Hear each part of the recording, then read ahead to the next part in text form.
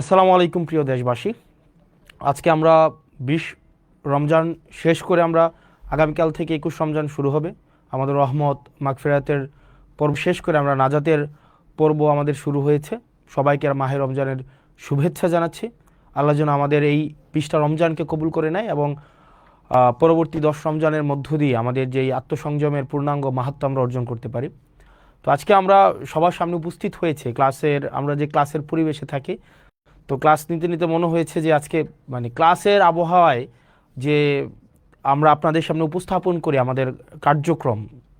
তো বিশেষ করে এটা মূলত হচ্ছে দেবিদ্বার কেন্দ্রিক। আমি যে আসন থেকে নির্বাচিত হয়েছে কুমিল্লা 4-এর হচ্ছে কেন্দ্রিক একটা হচ্ছে বিষয়, কিন্তু মনে হয়েছে যে সবার সাথে এই বিষয়টা নিয়ে কথা হোক।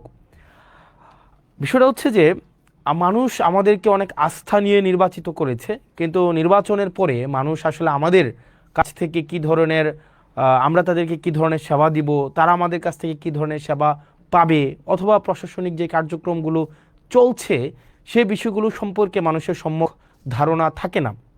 সেজন্য আমরা চেষ্টা করছি, আমি আমার জায়গা থেকে কুমিল্লা 4 দেবিদ্বার এই আসনের হচ্ছে যে কার্যক্রমগুলো যেন আমাদের জায়গা থেকে যথাযথভাবে মানুষের দোরগোড়ায় পৌঁছে যায়, সেজন্য আমরা ডে 1 থেকে এবং আমাদের যতদিন পর্যন্ত মানুষ চাইবে ততদিন পর্যন্ত যেন আমরা স্বচ্ছতার মাধ্যমে, জবাবদিহিতার মাধ্যমে মানুষ যেই লক্ষ্য উদ্দেশ্যে আমাদেরকে নির্বাচিত করেছে তাদের প্রত্যাশা এবং প্রাপ্তির মধ্যে যেন একটা আনুপাতিক আমরা সম্মিলন ঘটাতে পারি। প্রিয় দেশবাসী, আপনারা জানেন যে আমরা গত মাসের 17ই ফেব্রুয়ারি আমরা শপথ নিয়েছি।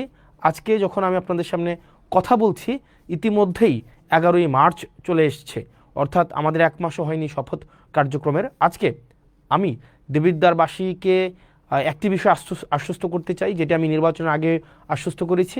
দেবিদ্বারের কার্যক্রমের সব কিছুই আপনাদের সামনে স্বচ্ছতা, স্পষ্টতা এবং জবাবদিহিতার মাধ্যমে নিশ্চিত করা হবে।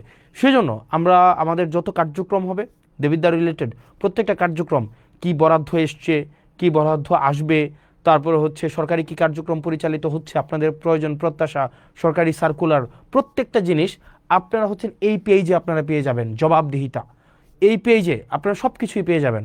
সব কিছুই আপনাদের দেবিদ্বার রিলেটেড সব কিছু, সরকারি কার্যক্রমের প্রত্যেকটা পয়সা আমি একদম অনেক কিছুই দেখাবো আজকে আপনাদেরকে। গত 17 দিনের 17ই ফেব্রুয়ারি থেকে আজকে পর্যন্ত কার্যক্রমগুলোকে আপনাদের সামনে উপস্থাপন করব। তো এই পেজে আমাদের যত ধরনের কার্যক্রম রয়েছে প্রত্যেক দিনের আপনারা আপডেট এই জবাবদিহিতা পেজে পেয়ে যাবেন, যে কি হচ্ছে না হচ্ছে। যেমন আজকের যদি বিষয়গুলো আপনাকে দেখাই, যেমন আজকে 2 ঘন্টা আগে আমাদের উন্নয়ন প্রকল্পর যে বরাদ্দ দেওয়া হয়েছে সেটা হচ্ছে বড়শালগড় ইউনিয়নের উন্নয়ন প্রকল্পের বরাদ্দটা আপনার দেখেন এখানে স্পষ্টভাবে এখানে দেওয়া আছে। যেমন বড়শালগড় ইউনিয়নে, ইসুফপুর ইউনিয়নে, এবং পাশে কিন্তু কয় টাকা এটাও কিন্তু দেয়া আছে।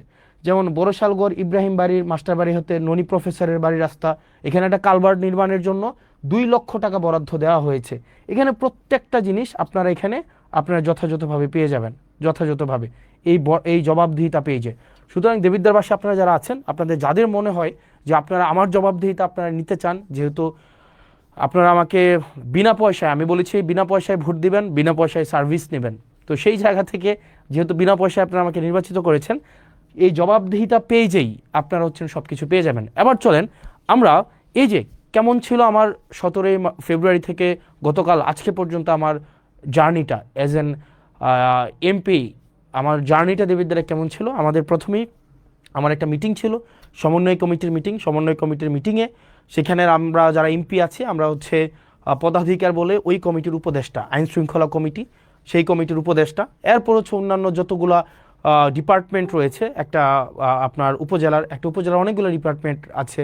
যেমন আইন শৃঙ্খলার নিয়োজিত থাকেন হচ্ছে পুলিশ প্রশাসন, আমাদের হচ্ছে জনপ্রশাসন আছে, তারপর হচ্ছে কৃষি, স্বাস্থ্য, শিক্ষা, অবকাঠামোগত নিয়ে কাজ করে এলজিইডি।